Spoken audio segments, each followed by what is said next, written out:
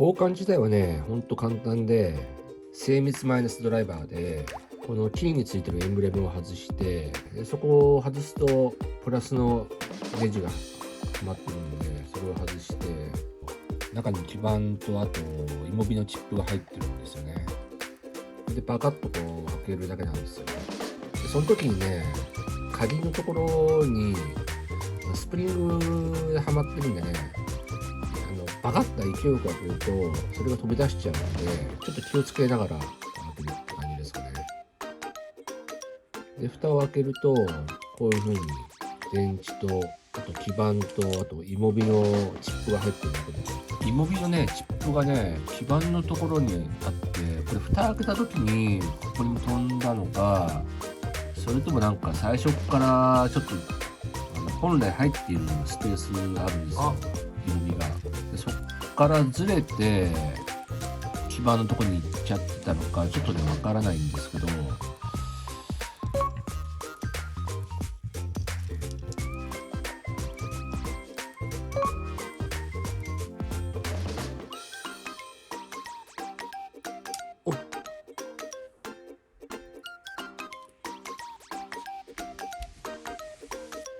でこれがヤフオクで買ったブランクの鍵なんですけど、なんかね形がちょっと違うんで、もしかしたらマイナーチェンジ後の新しい鍵の方の形になっているかもしれないですね。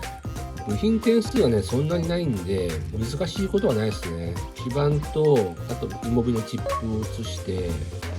で元の鍵を移して、で蓋閉めるだけっていう感じなんですけど、基板が収まるところなんですけどバリがあってね、そこをねちょっとカッターでちょっと削って収まりよくしたかな。それぐらいですかね。ちょっとこの基板、あとこの電池に接触するパーツがあるんだけど、それをブランクの方のキーに移して、であと鍵に移して、で気をつけなきゃいけないのがスプリングをね2回ぐらいちょっと巻いて、で取り付けるっていうところですかね。なんかね10分ぐらいで済んじゃったからあんまり取れ高ないんですよ。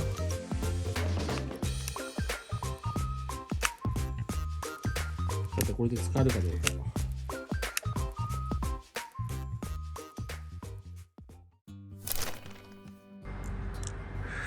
ちょっとね風が強いんで風切り音入っちゃってるかもしれないんですけど、一応鍵リ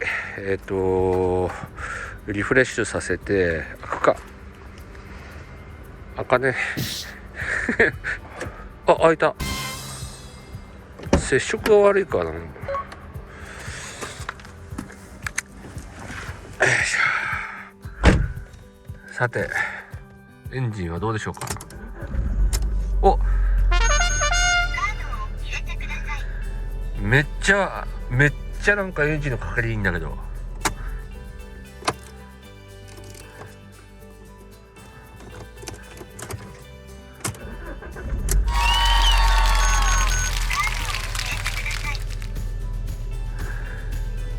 大丈夫だね。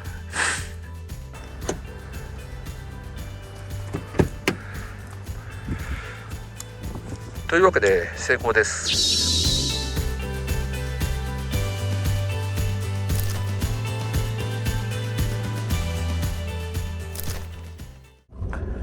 やっぱ147のエンジン音最高なんだよな。147一時はねもうなんか廃車になったらどうしようとかね心配だったんですけど、でも2000円ぐらいで鍵交換なんていうの側だけ変えて中身を移植する感じになるんですけど、もうそれだけで全然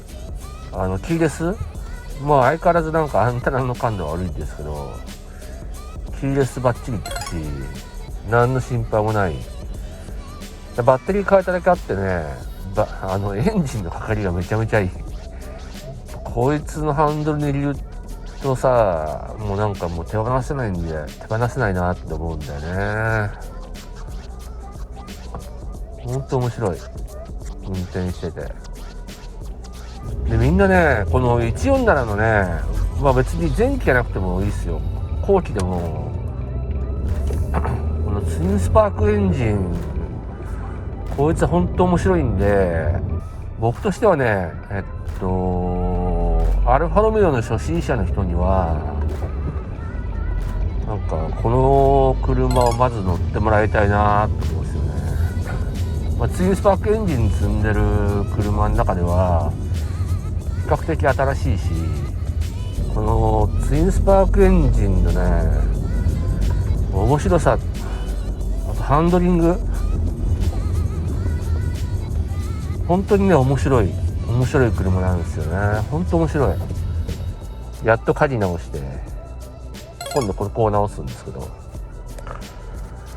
147すごい面白いからちょっとねおすすめしたいんですけど、めちゃめちゃ安いよね。まあアルファ沼に陥るっていう可能性もあるけど、これマニュアル車だったら全然セレよりはね信頼性っていうかこう厄介な部分が少ないから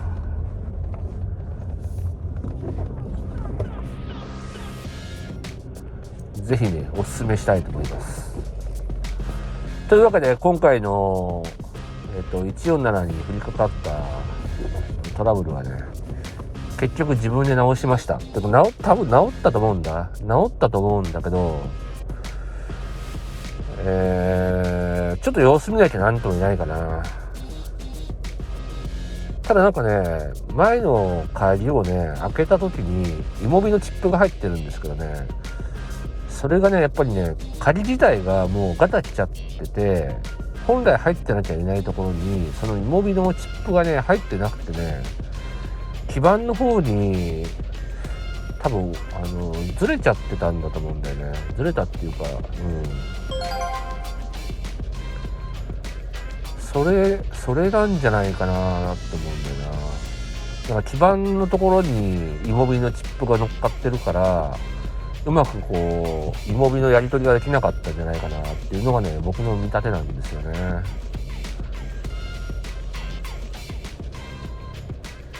で今回はねそのイモビをきちっとこう収めるスペースがあって、そこにこうはめてそこに入れて鍵をきちっとこうはめるから、イモビはイモビできちっとこう車と通信してるから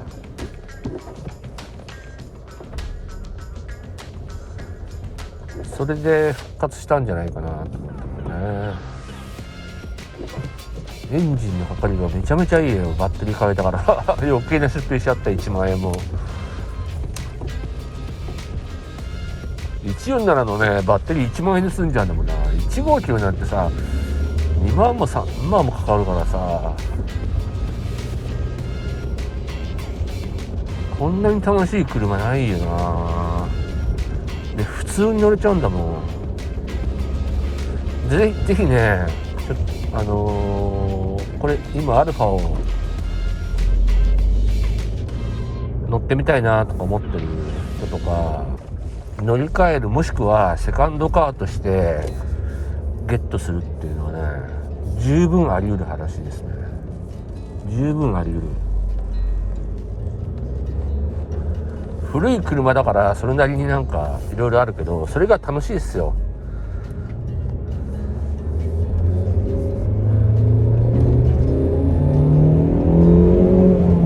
見てほ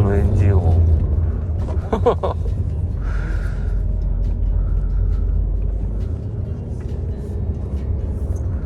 最高じゃない？買い物行くのさえもね、ほんのちょっとした距離なんですけど、めちゃめちゃ楽しくなる車なんで、今回はまあちょっと僕の手入れが悪くてね、余計ななんていうの、心配をおかけしたりとか、147もね、ちょっとご機嫌を斜めにさせちゃったりしたんですけど、よいしょ。